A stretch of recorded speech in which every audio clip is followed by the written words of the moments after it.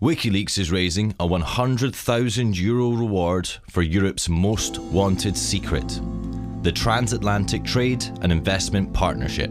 This is something enormous. It is about a final control, and it's the United States saying there may be another power in the world, but we will be the ultimate power. The TTIP is the most important thing that is happening in Europe right now.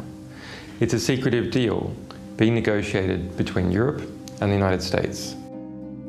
Once signed, it will cement a key part of the US government's plan to create a new global bloc that will ensure the dominance of its largest companies. And to understand why, we need to go back to the 1950s. See the USA in your Chevrolet. America's asking you to call. Drive your Chevrolet through the USA. After the Second World War, the United States accounted for half of the world's economy. Its influence was unmatched by any country, and it was able to write the early rules of international trade to its advantage. The World Trade Organization was created in this context, and the US dictated rules that favored American business.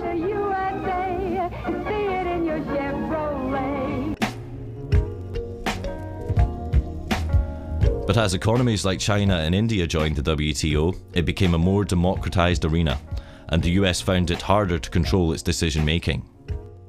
At the WTO, at its Doha rounds, India spoke up and Brazil spoke up, and the US lost control.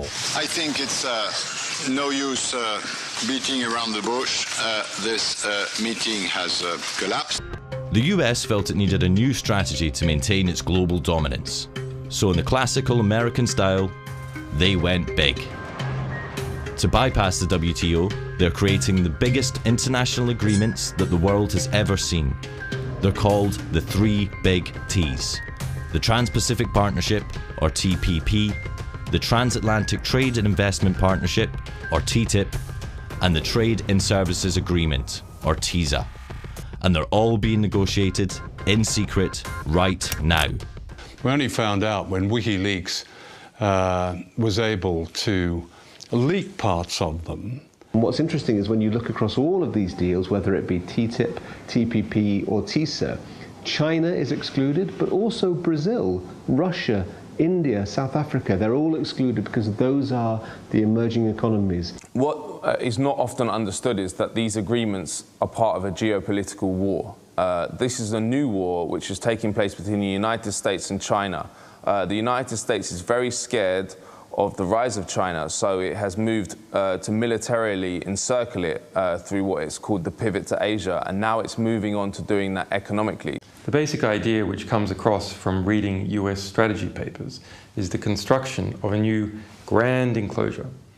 And to put inside this grand enclosure, the United States, 51 other countries, 1.6 billion people, and 2/3 of global GDP.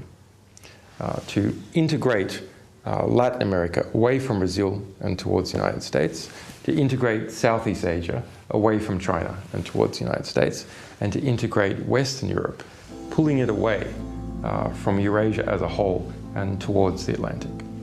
Of the three big T's, Wikileaks has revealed 4 chapters of the TPP, which affects 12 countries in the Americas and Southeast Asia. We also obtained and released the core text of TiSA, which affects 52 countries, including the EU. But nearly all of TTIP is still secret. When signed, TTIP will cover half of global GDP and will affect every European member state. Yet EU parliamentarians have serious restrictions in accessing the proposed agreement. Yeah, I find it incredible as well that for something which is a trade agreement, not a matter of life and death in terms of security, where maybe you can understand some restrictions, and we don't even like those very much, but for a trade agreement, you know, that we can't actually make notes about what it is we're reading, issues that we might want to take away to look into, which actually might reassure us, you know, if we really were able to sort of take this away and look at it in depth. We don't have access to the key documents, the most important ones, because the devil is in the detail. When it comes to trade agreements, you need to know exactly what's in the text so that you can assess what the impact's going to be. If EU parliamentarians want to see the TTIP, they have to call the US embassy and make an appointment. The appointments are only available 2 days a week for 2-hour time slots.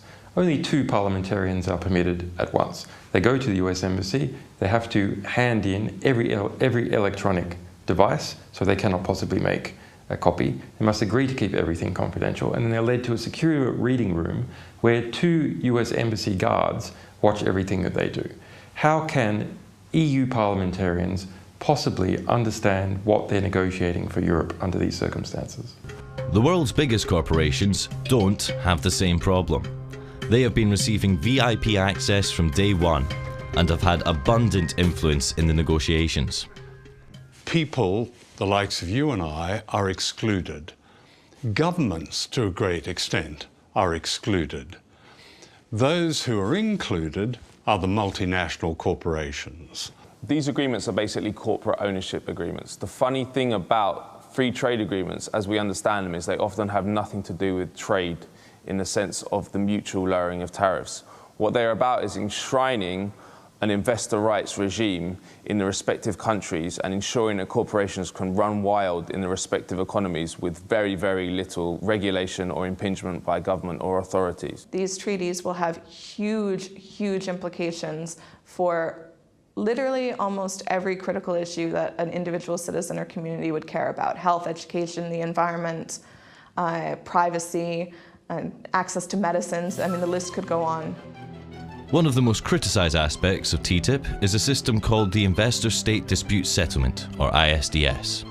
It's a secretive international tribunal that allows companies to sue states over virtually anything that they can claim affects their investment. If a protest affects their profits, they can sue. If laws affect their profits, they can sue. If new regulations might impact where or what they want to do with their money, they can sue. This is a new power which will be handed over to US corporations to sue the governments of Europe in a parallel judicial system which is available to them alone. So people have no access to it, domestic firms have no access to it, governments have no access to it. It's just there for foreign investors, in this case, US corporations. Based on ISDS history, critics argue that European state sovereignty and democracy are at serious risk. Previous lawsuits include Swedish company Vattenfall suing the German state for $3.7 billion for phasing out nuclear energy. British American Tobacco sued Australia for passing a law limiting cigarette advertising. The French company Veolia sued Egypt for raising the minimum wage.